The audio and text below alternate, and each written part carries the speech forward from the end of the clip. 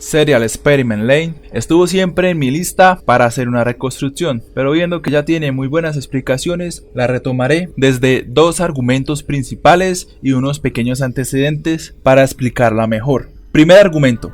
Hace referencia al existencialismo humano, donde cada individuo se compone de tres niveles existenciales que son su cuerpo, mente y espíritu, donde el cuerpo es individual, su mente es colectiva y su espíritu es ambiguo, que nos conecta a su vez la mente con el cuerpo. El inconveniente radica en que la evolución humana se ha quedado en un stand-by, puesto que en la antigüedad de la humanidad avanzó gracias a su capacidad de comunicarse y el lenguaje fue el intermediario o el protocolo que le ayudó a crear una gran civilización. Pero desde esa época remota el ser humano no ha sido capaz de evolucionar y el problema básicamente radica en su individualismo, manteniendo su capacidad mental colectiva de forma inconsciente. Segundo argumento. En una época las máquinas eran tan primitivas como la actualidad del ser humano. Se podían comparar a ese stand-by de la evolución humana, puesto que las máquinas se podían conectar de punto a punto como si pudieran hablar con un idioma entre similares, pero carecían de protocolos de alto nivel, y precisamente fue con esta proliferación que le dieron soporte a la Red Informática Mundial, que por sus siglas en inglés es WWW, permitiendo así la aparición de la gran nube que hoy en día es la internet, donde el protocolo más utilizado actualmente es el TCP/IP, o sea, en Serial Experiment Lane nos hablan del protocolo 7, y la WWW o la gran red de internet es la Wired o el Nexo. Y por último vamos a hablar de unos pequeños antecedentes que me mezclan estos argumentos. Bueno,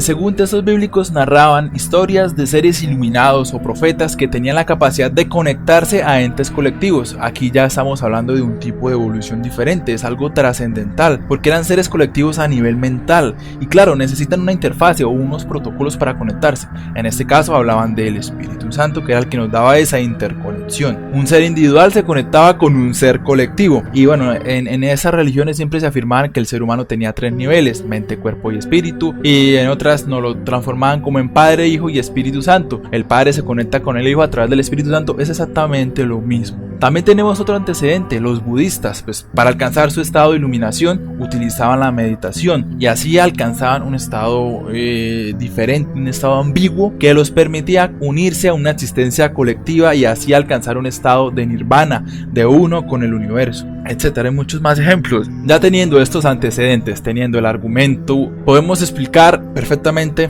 lo que es Lane. En Serial Experiment Lane se retoma el hecho de que la tecnología avanza en forma exponencial en comparación con la evolución humana que se estancó, y esto nos crea un argumento cyberpunk muy propio del mundo anime, donde se utiliza a Lane para romper la frontera del ser individual con su consciente colectivo mental y así avanzar al siguiente paso de la evolución. Eso básicamente es Lane. Ahora nos dirigimos al primer incidente, que es Chisa. Ella decide abandonar su cuerpo para conectarse al Nexo, o sea, el Nexo en este caso es la misma Wired o es el mismo internet. Y bueno, ¿para qué? Para moverse de forma libre por el Nexo, emulando su plano físico en ese plano virtual. Podía conectar a muchos usuarios gracias a esa tecnología. La novedad que introducen es el Psychochip, que te permite entrar a la Wired de forma libre, y hasta aquí es básicamente la misma tecnología que se puede presumir hoy en día. Pero realmente, ¿cuál es el cambio significativo en Lane? Bueno, el primer paso hace énfasis al estudio del proyecto niños, y básicamente al utilizar el poder psíquico que todos los niños tienen, especialmente algunos dotados, y así hacer interconexiones entre individuos. Ese es el primer paso, ya se estaban creando interconexiones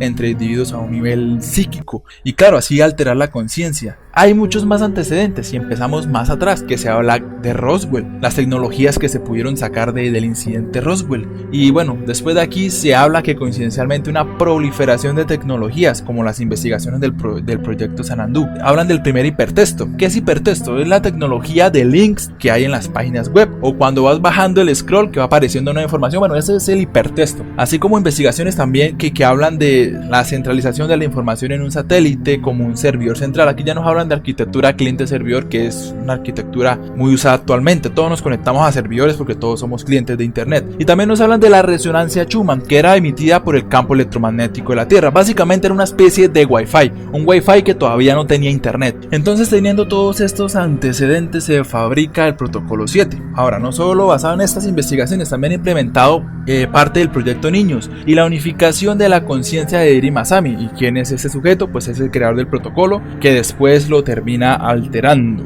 introduciendo su propia conciencia. ¿Y para qué? Bueno, no solamente era para hacer interconexiones de máquinas como funciona TCP/IP, sino también quería hacer interconexiones con seres humanos, utilizando así la tecnología o la base de la tecnología de niños y la resonancia Schumann. Hasta ese punto ese era el plan de Eiri Masami, ser un dios basado en su propio protocolo. Donde fuera que se realizara alguna petición, hasta allí iba a llegar Eiri Masami, iba a ser omnipresente, iba a ser omnipotente, pero bueno, aún así teniendo estas emulaciones de un dios también tenía sus limitaciones. Pues, por ejemplo, si alguien dejaba de utilizar ese protocolo, pues Eiri dejaba de existir en el Nexo o en la Wired. La analogía que se hacía era como un dios que ya no tiene seguidores. Aquí es donde entra el experimento serial de Lane. Bueno, Lane posee un gran potencial psíquico y tiene su versión individual humana, lógicamente, claro, con una familia falsa. Esa fue la primera etapa del experimento. Lane posee una versión ambigua. Esta ley nació dentro del Nexo como parte de él y como parte del mismo protocolo que maneja el Nexo o que se mueve por el Nexo. Muy similar a la existencia de Eiri Masami, pero con una pequeña diferencia, que Lane es nativa del Nexo y Eiri Masami solamente es una interpretación o una emulación que existe gracias al protocolo. En otras palabras, es nativa tanto del plano material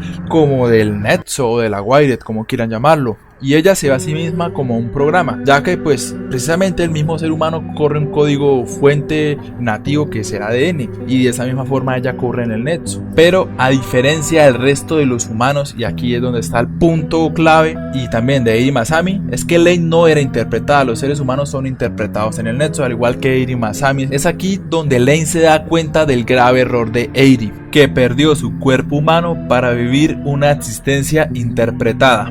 Él quería suplantar a un dios que no es nativo del Nexo. En este punto, la ley del Nexo y la ley humana se han conectado de forma ambigua. No solo entre ellas, pues también se han conectado a muchos usuarios y han creado una gran cantidad de fuente de conocimiento colectivo. Ella se da cuenta de que no solamente está en todos lados, que también puede adoptar varias personalidades en función de cada individuo. Ahora, tanto el nivel de Lane dentro del Nexo y fuera ha aumentado considerablemente sus capacidades psíquicas, y también ya es capaz, llega un momento en que Lane es capaz de conectarse con los seres humanos sin necesidad del protocolo, y ella misma lo dice. Por ende ya no necesita de Eiri o del Nexo, rompiendo así el límite del inconsciente colectivo que utiliza el campo electromagnético de la Tierra como un medio inalámbrico y así conectarse a cada persona usando sus capacidades psíquicas como fuente de señal. Así Lane se convierte en la primera existencia colectiva humana.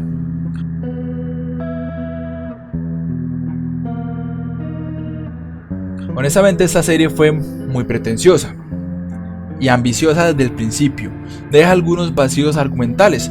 Por ejemplo, en el experimento de niños, pues todos sabemos que fue el primer experimento y Lane es un experimento serial. ¿Qué otros experimentos implementaron y qué experimento era Lane como tal?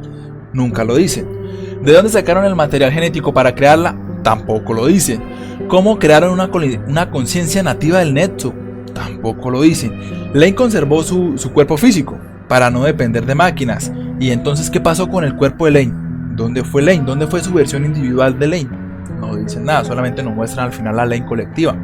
Independientemente de esto, hay un error que realmente es imperdonable, y eso sucede en el último capítulo. Y bueno, la reaparición de Eiri Masami y de los personajes muertos en una vida alterna. Si bien Lane alcanzó un grado colectivo consciente, conectada a todos los seres humanos, es capaz de acceder y borrar todas sus memorias y modificarlas. ¿Alguien me puede explicar cómo es capaz de revivir a los muertos? En serio que esto es un total despropósito para la temática cyberpunk y es un error imperdonable. Realmente es un error imperdonable que va en contra del mismo cyberpunk.